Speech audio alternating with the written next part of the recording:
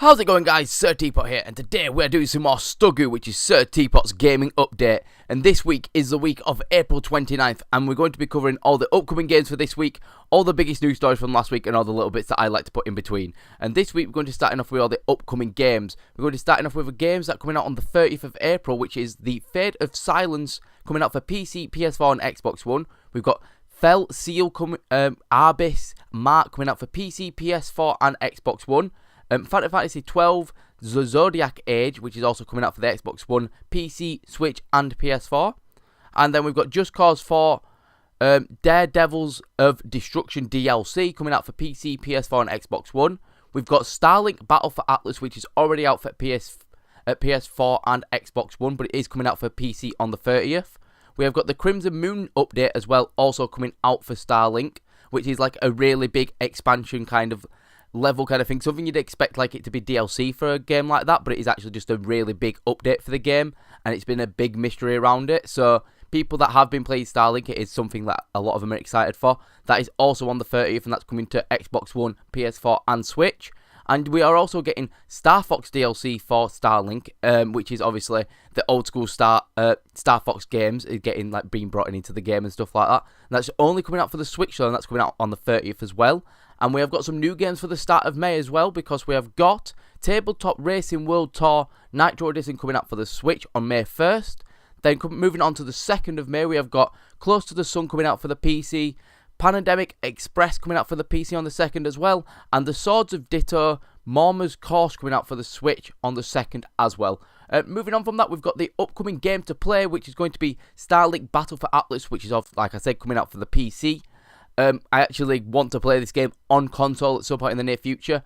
It is like a bit like, I think it was called Skylanders, yeah, where you can put the toys onto like the little stand thing and you can put them into the game and stuff like that. It is a bit like that, where you can go buy it in the game. You can go get these like spaceships kind of things that you can put on top of this mat kind of looking thing, or you can just buy the game digitally and then you get everything basically already in the game. So I'd recommend, if you don't want to fork out like the extra bit of money for some toys basically, you can just buy the game digitally and stuff like that. But if you're interested in buying it for your kid, obviously it's a good way of buying it for like a toy system, so they could like have a new toy if they do something good or anything like that. So it is a good game all round and stuff like that. Moving on from that, we've got the achievement to achieve, which is going to be in Super Hot, which I have played this week. I believe I played it on Saturday, and above my head, to my left of my head here, will be a little card if you want to go check out that video. And the achievement is going to be called Deep Web, and it's to become part of the cult that there is like a long reading thing that takes like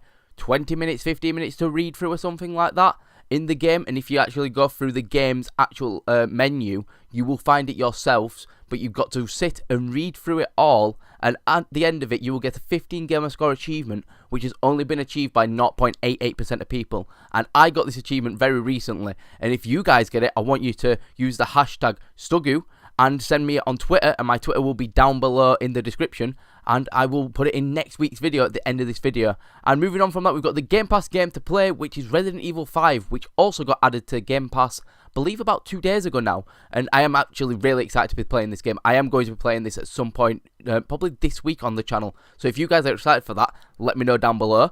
And if you guys want to check that out as well, I definitely recommend it if you've got Game Pass, because it does look like a hell of a fun game, and it is the remastered version that they made for Xbox One and the PS4. I believe they made a remastered for as well.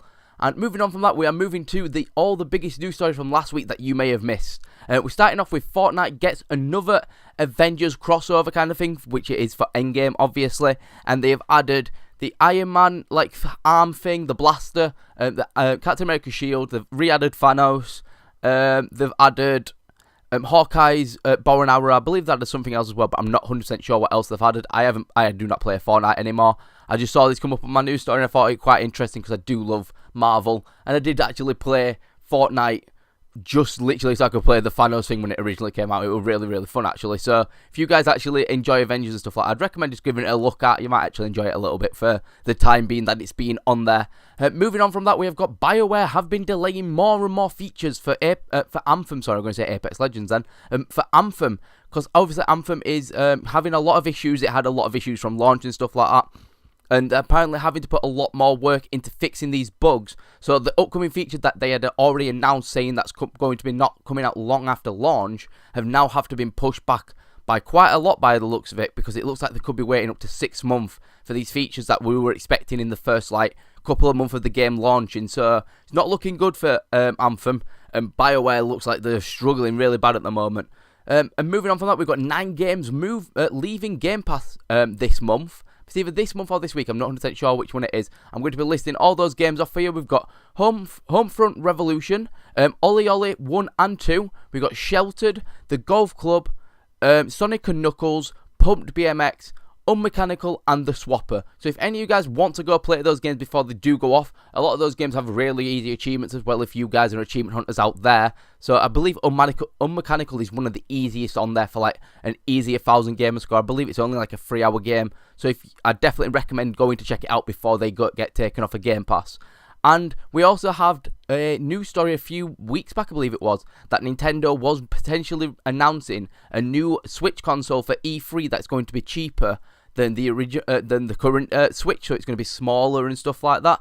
But Nintendo themselves have made a statement themselves saying that they aren't really announcing any new Switches. Well, a cheaper Switch. They didn't specify if they were announcing a new Switch at E3, but they have said they are not announcing a cheaper Switch at E3. So we may see something new for the Switch system at E3 this year, but they said there is nothing cheaper coming at E3.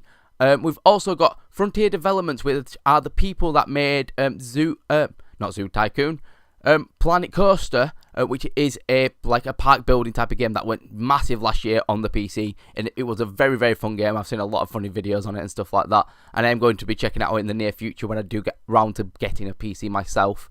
They have announced a new game called Planet Zoo, which looks like it's a whole new revive of the Zoo Tycoon kind of style game. It looks absolutely awesome. The art style looks absolutely amazing. If you guys want to check it out, I'd seriously recommend checking it out. It is coming out on PC and it is going to be releasing in fall this year. We do not have an exact release date at the moment. And the last bit of news that I'm going to be covering this week is a Smash Bros. Esports pro called Hungrybot. Well, he goes by the name of Hungrybot. Got a crab thrown at him during a Smash Bros tournament over the weekend. I believe it was over the weekend. After he lost one of his fights or something like that. I don't understand why he got a crab thrown at him. It's rather actually insane that someone's even tried assaulting him in general, but never mind just throwing a crab. I'm a bit confused why people are going around throwing crabs now. Is it because of the weird meme that was going on? I don't have a fucking clue. But people have just seemed to have lost their minds a little bit. Well, anyway, guys, I'm going to leave this episode here. I hope you enjoyed this episode as much as I did. Make sure you leave a like and subscribe for daily content. And I hope to see you guys in the next video. And peace!